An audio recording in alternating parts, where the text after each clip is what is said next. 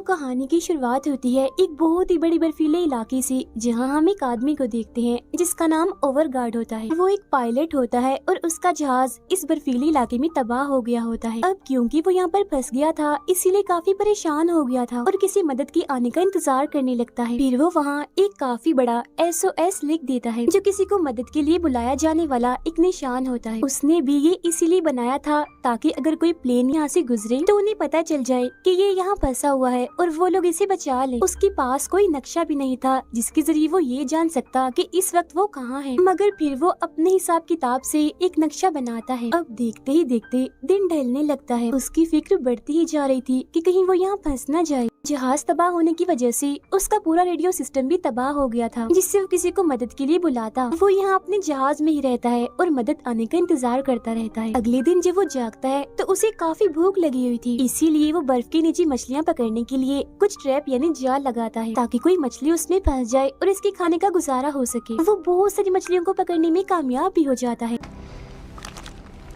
उसे यहाँ 2 से 3 दिन गुजर जाते हैं, मगर कोई भी उसके बचाव के लिए यहाँ नहीं आता। रोज सुबह उठने के बाद वो एक मछली खाता था और फिर अपनी सिग्नल देने वाली मशीन को लेकर ऊंची ऊंची जगहों पर जाया करता था ताकि मशीन से निकलने वाले सिग्नल्स कोई हेलीकॉप्टर या प्लेन देख ले या फिर कोई टीम उस सिग्नल को पकड़ ले और उसे बचाने के लिए आ जाए। अगले दिन वो नक्शे पर हर उस जगह को बना देता है जहाँ उसने बैठकर मशीन के जरिए सिग्नल्स भेजे थे, लेकिन अफसोस 4 से 5 दिन गुजर जाने के बाद किसी ने भी उसका सिग्नल नहीं देखा। ओवरगार्ड हर रोज एक जगह पर जाया करता था जहाँ उसने कुछ पत्थर रखे हुए थे। वो उनसे बातें करता था। फिर जब वो अपने जहाज की तरफ वापस आता है तो देखता है कि किसी ने उसके डब्बे को तोड़कर वहाँ से सारी मछलियाँ ले ली हैं। आसपास देखने पर उसे कुछ भी दिखाई नहीं देता, मगर फिर जैसे ही वो अपने पैरों की तरफ देखता है तो वहाँ उसे बर्फानी रिछ के काफी बड़े बड़े पैरों के निशान दिखते हैं, जो देख वो काफी डर जाता है और वापस अपने प्लेन में आ जाता है। वो सोचने लगता है कि अब उसके लिए एक नहीं बल्कि 2 मुसीबतें हैं। उसे ना सिर्फ ठंड से बच के रहना है बल्कि अब उस रिछ से भी बचना है,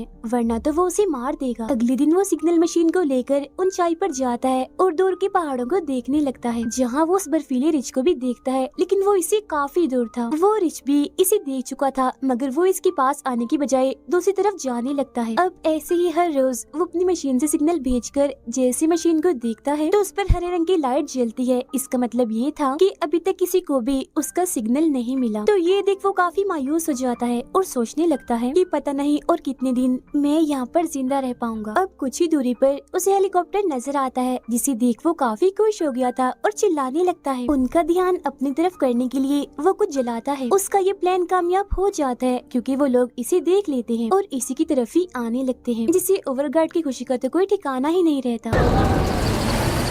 मगर फिर अचानक से वहाँ मौसम खराब होने लगता है क्योंकि वहाँ तूफान आ गया था, जिस वजह से हेलीकॉप्टर भी संभल नहीं पाता और वहीं तबाह हो जाता है। ये देख ओवरगार्ड एकदम मायूस हो जाता है और हेलीकॉप्टर के पास जाने लगता है। पास आकर वो देखता है कि सर पर चोट लगने की वजह से पायलट की मौत हो गई है, मगर हेलीकॉप्टर में जो मुसाफिर थी वो अभी जिंदा थी, बस चोट लगने की वजह से वो बेहोश हो गई थी। ओवरगार्ड पायलट को बाहर निकाल कर लड़की को चेक करने लगता है। वो देखता है कि लड़की के पेट पर एक काफी बड़ा कट है, तो वो हेलीकॉप्टर में रखा मेडिकल बॉक्स उठाकर उसकी मरहम पट्टी करता है। हेलीकॉप्टर का दरवाजा तोड़कर उस पर लड़की को रखता है और उसे खींचकर वापस अपने प्लेन की तरफ आने लगता है। प्लेन में आने के बाद लड़की को होश आती है। वो ओवरगार्ड से उस पायलट के बारे में पूछती है, जिस पर वो बताता है कि वो बेचारा तो मारा गया है। ये सुन वो लड़की इतनी टेंशन ले लेती है कि दोबारा से बेहोश हो जाती है। अब क्योंकि ओवरगार्ड को अपना काम भी करना था, इसीलिए वो जाने का सोचता है, मगर जाते जाते वो लड़की के लिए एक नोट छोड़ता है, जिस पर वो लिखता है कि घबराना नहीं, मैं थोड़े वक्त में वापस आ जाऊंगा। इसके बाद वो अपने प्लेन से बाहर निकल जाता है। वो दोबारा से हेलीकॉप्टर के पास आता है और पायलट को वहीं बर्फ में दफन करके दुआ करता है। इसके बाद वो हेलीकॉप्टर में से जरूरत का सारा सामान लेकर जाने लगता है। सामान में उसे एक तस्वीर भी मिलती है, जो देख उसे पता चलता है कि पायलट और वो लड़की दोनों हस्बैंड वाइफ थे। वो ये सारा सामान एक स्लेड यानी बर्फ गाड़ी पर रखकर वापस निकलने लगता है। जाते जाते वो हेलीकॉप्टर पर एक मैसेज लिखता है कि यहाँ पर 2 लोग अभी भी जिंदा हैं, ताकि अगर हेलीकॉप्टर देखकर कोई आए तो इन्हें भी बचा ले। जिसके बाद वो अपने प्लेन की तरफ जाने लगता है। वापिस आने पर वो दोबारा उस लड़की के जख्म की मरहम पट्टी करता है। उसे यहाँ पर एक हफ्ता गुजर गया था, इसीलिए वो खुद को अकेला समझकर रोने लगता है। फिर वो खुद को संभालता है और अपने बनाए हुए नक्शे को देखने लगता है और ये ढूंढने की कोशिश करता है कि इस वक्त वो कहाँ है। ये नक्शा भी इसे हेलीकॉप्टर में से ही मिला था। नक्शे में उसे आसपास के कुछ रेस्क्यू पॉइंट्स भी मिलते हैं, यानी जहाँ जाकर इनका बचाव मुमकिन हो सकता है। तभी अचानक वो ट्रैप जिसने मछली पकड़ने के लिए लगाया था उसमें आवाज आने लगती है। जब ये बाहर चेक करने जाता है तो देखता है कि काफी बड़ी मछली उसके ट्रैप में फंस गई है।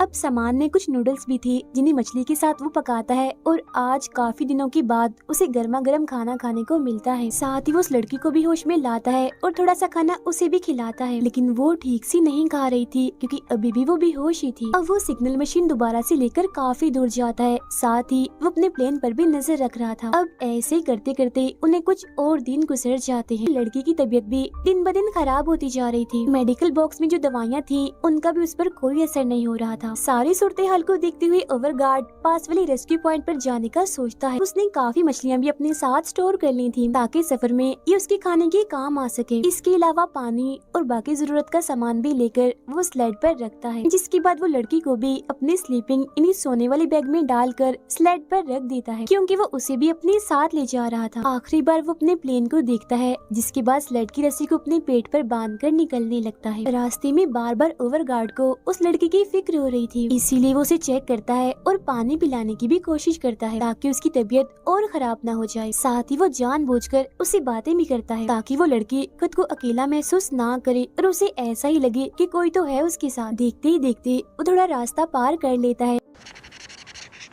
अब दिन ढलने लगता है और वो भी काफी थक गया था, इसीलिए एक जगह रुककर बर्फ की गुफा बनाता है और उसमें ही आराम करता है। इसके बाद वो दोबारा से आगे बढ़ता है। सर्दी यहाँ बहुत ज्यादा थी और हालात काफी मुश्किल, मगर इस कठिन वक्त में वो अपने साथ साथ उस लड़की का भी बहुत ख्याल रख रहा था, जो एक मुश्किल काम। थोड़ा आगे जाने पर उसे एक पहाड़ी दिखाई देती है जिस पर चढ़ना बहुत ही मुश्किल था। वो इस पहाड़ी को देखकर काफी हैरान रह गया था क्योंकि नक्शे के मुताबिक उसके रास्ते में कोई पहाड़ी नहीं थी। अब उसे शक होने लगता है कि कहीं मैं गलत रास्ते पर तो नहीं आ गया। तब चेक करने के लिए वो ऊपर जाता है और देखता है कि आगे का रास्ता बिल्कुल साफ है, तो जाहिर है वहाँ से आगे बढ़ना आसान होगा। इसीलिए सबसे पहले वो अपने सामान को खींचकर ऊपर पहुँचाता है और जब लड़की को स्लेड के जरिए ऊपर ले जा रहा था तो वो बार बार खिसक कर नीचे आ रही थी क्योंकि वजन ज्यादा था। वो उसे ऊपर चढ़ाने की काफी कोशिश करता है मगर नाकाम ही रहता है, जिसके बाद वो वहीं बैठकर रेस्क्यू पॉइंट पर जाने का अब एक दूसरा रास्ता बनाता है। उसे ये फिक्र भी हो रही थी कि रेस्क्यू पॉइंट पर जाने के लिए इस रास्ते से 2 दिन लगने वाले थे, मगर अब जिस नए रास्ते से वो जाएगा इसे 5 दिन लग जाएंगे। टेंशन उसे ये थी कि खाना भी कम था और लड़की की हालत भी इतनी खराब थी कि उसकी जान भी जा सकती थी, लेकिन इसके बावजूद भी वो हिम्मत करता है और ठान लेता है कि चाहे जो भी हो जाए मैं इस नए रास्ते से ही जाऊंगा। जिसके बाद वो अपना सामान वापस नीचे उतार कर इस नए रास्ते पर चलने लगता है। थोड़ा आगे जाने पर उसे गुफा मिलती है जहाँ वो रुकता है और खाना बनाकर खुद भी और उस लड़की को भी खिलाता है, मगर उसकी हालत अब और भी खराब हो गई थी। उसका जिस्म काला पड़ने लगता है, ऐसा लग रहा था जैसे उसका खून जम रहा हो। इसके अलावा उसके चूल्हे में गैस भी खत्म हो गई थी, जो देख उसकी परेशानी और बढ़ जाती है। चुपचाप बैठा अभी सोच ही रहा था कि तभी उसे बाहर किसी के गुर्राने की आवाज आने लगती है, जो सुन वो पहचान लेता है कि बाहर बर्फानी रिच है। वो काफी डर गया था, इसलिए एकदम शांत रहता है, कोई आवाज नहीं करता। मगर इसी वक्त उस लड़की को खांसी होने लगती है, जिससे रिच को पता चल जाता है कि अंदर कोई है, तो वो अंदर आने की कोशिश करता है, पर क्योंकि गुफा का रास्ता काफी छोटा था इसीलिए वो अंदर नहीं आ पाता। वो रिच इतना चालाक था कि बर्फ को तोड़कर अब वो अंदर आने का रास्ता बनाने लगता है। ये देख ओवरगार्ड काफी घबरा जाता है और अपने सामान में फ्लेयर गन ढूंढने लगता है, जो उसे मिल ही नहीं रही थी, लेकिन काफी खोजने पर आखिर वो उसे मिल ही जाती है, जिसे जलाकर वो रिच को डराता है। डरकर रिच भी वहाँ से भाग जाता है। कुछ वक्त के बाद ओवरगार्ड बाहर आता है और देखने लगता है कि कहीं वो रिच आसपास तो नहीं, मगर जब वो उसे नहीं दिखता तो वो चुपके से वहाँ से निकलने लगता है अपने सामान और लड़की को लेकर। लेकिन जैसे ही वो थोड़ा आगे बढ़ता है तो बर्फीला तूफान आने लगता है। उसे आगे का कुछ भी दिखाई नहीं दे रहा था, जिस वजह से वो आगे नहीं बढ़ पा रहा था। वो स्लेड पर से लड़की को नीचे रखकर स्लेड को सामने की तरफ खड़ा कर देता है, जिसके पीछे वो और लड़की थे, ताकि उन पर बर्फ कम गिरे।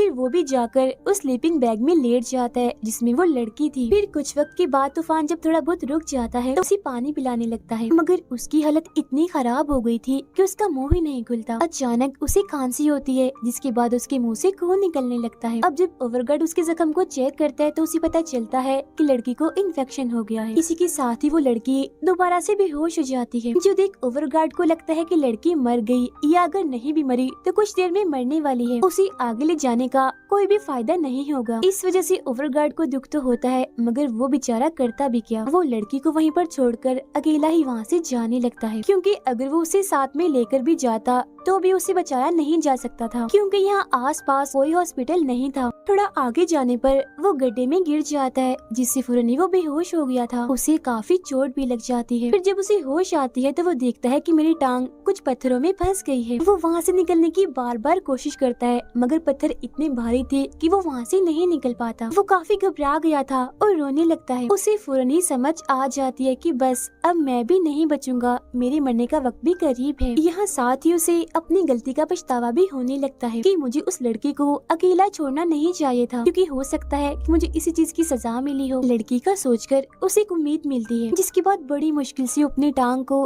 पत्थर के नीचे से निकालकर गड्ढे से बाहर आ जाता है। उसकी टांग काफी जख्मी हो गई थी और खून भी आ रहा था, मगर वो अपनी चोट को एक कपड़े की मदद से बांध देता है ताकि उसका खून न जम जाए। फिर वो जैसी तैसी करके वापस उस जगह पर आ जाता है जहाँ उसने लड़की को छोड़ा था। वो देखता है कि लड़की की हालत में अब सुधार आने लगा है, उसे होश भी आ गई थी और आंखें खुलते ही वो ओवरगार्ड को हेलो कहती है। ये सुनकर वो काफी दुखी हो गया था और रोने लगता है। साथ ही वो लड़की से माफी भी मांगता है। लड़की उसे संभालती है, मगर उस बेचारे को बहुत तकलीफ हो रही थी क्योंकि उसकी टांग पर काफी गहरी चोट थी। मगर फिर दर्द को सहते हुए वो लड़की और सामान को स्लेड पर रख के दोबारा से आगे बढ़ता है। इस बार वो एक छड़ी का भी इस्तेमाल करता है। कुछ देर चलने के बाद वो आखिरकार रेस्क्यू पॉइंट के काफी पास पहुंच गया था। वो खुद ऊपर जाकर देखता है तो कुछ दूरी पर उसे एक हेलीकॉप्टर दिखता है, जो देख वो काफी खुश हो जाता है। चिल्लाकर उन रेस्क्यू पॉइंट वाले लोगों को बुलाने लगता है। इसके अलावा उनका ध्यान अपनी तरफ करने के लिए वो फ्लेयर गन भी चलाता है, मगर अफसोस उन लोगों का जरा सा भी ध्यान इसकी तरफ नहीं आता। वो हेलीकॉप्टर को